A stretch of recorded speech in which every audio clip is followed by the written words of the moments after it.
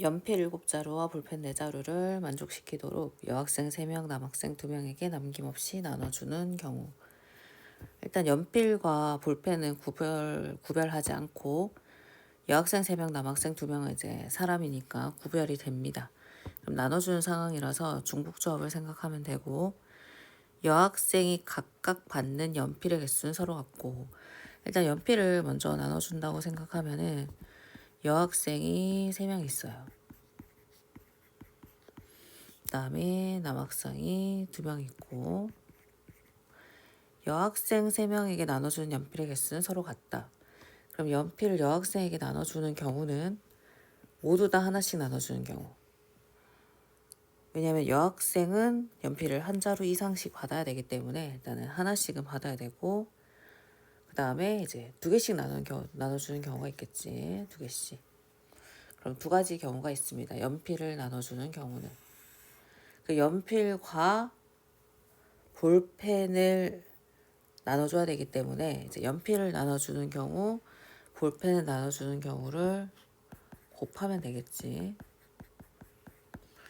그럼 일단 연필부터 나눠줘 보면 1개씩 나눠주는 경우 7자루를 하나씩 주니까 4개가 남고, 그 4개는 남학생들에게 나눠주면 되고, 남학생들은 연필을 몇 개 받는지 상관이 없어.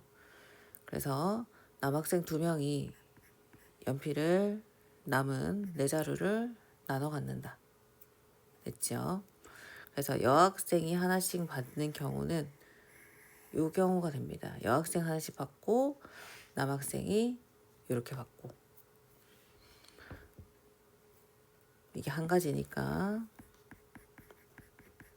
이렇게 되겠지. 그 다음에 여학생이 2개씩 받는 경우.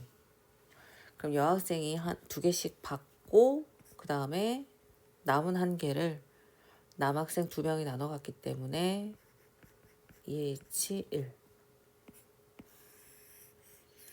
그러면은 여학생이 2개 갖는 경우는 한 가지, 남학생은 2H2 돼서 2H1, 2H1 해서 2. 그래서 연필을 나눠주는 경우가 이렇게 2가지가 됩니다. 5개, 2개. 그래서 연필 나눠주는 경우는 총 이제 7가지가 되겠지.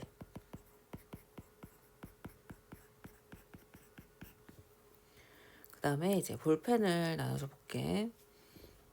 볼펜은 남학생은 1자루 이상씩 받고, 그럼 남학생이 받을 수 있는 게 이제 1자루일 때, 그리고 총 4자루라서 이제 2자루 받을 때 2가지 경우로 나눠볼 수 있고, 남학생이 1자루 받는 게 이제 한 가지인 거지.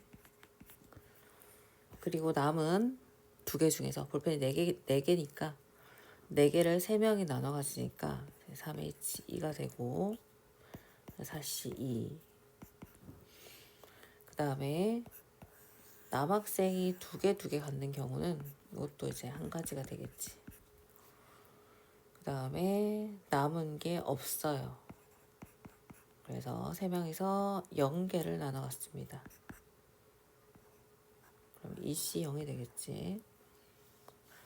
자, 그럼 요거를 곱하면 돼요. 지금 이 주황색이 볼펜을 나눠주는 경우인데, 각각의 경우는 동시에 한 번에 일어날 수 없기 때문에 첫 번째 경우 6, 두 번째 경우 1.